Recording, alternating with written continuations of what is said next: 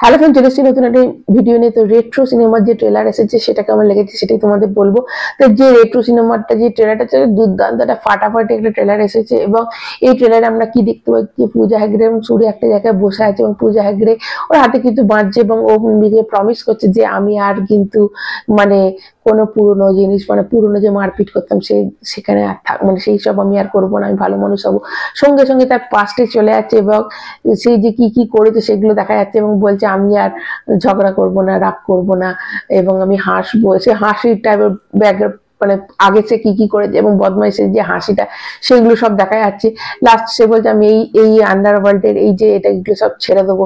তো আবার সেটা পাস্টে দেখা যাচ্ছে, এরকম করে না পাস্ট আর প্রেজেন্টের যে যে ও পুরনো আগের জায়গায় সে কি করেছে, এত সুন্দর ফার্স্ট ফার্স্ট কাটিং করে এত সুন্দর করে মানে জিনিসটা আমাদের বুঝিয়ে দিচ্ছে যে ও কি কি করে এসেছে এবং সে আর কি কি করবে না। দেখো, আন্ডারওয়ার্ল্ডে যারা থাকে তারা কিন্তু বেরিয়ে আসার পর অনেকেই চায় না যে ঢোকা সহজ বেরোনো সহজ না, এই যে কথাটা বলা হয়, এবং যে বেরিয়ে আসার পর কি সমস্যা হয়। দেখো, কেউ তার ভালো ভালো যে একজন লড়াই করে তাকে কিন্তু ছাড়তে চায় না আন্ডারওয়ার্ল্ডে কেউ।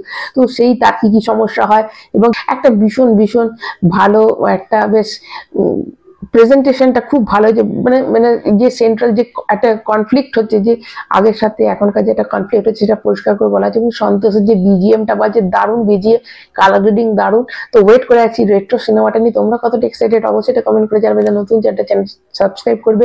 এর মতো টাটা।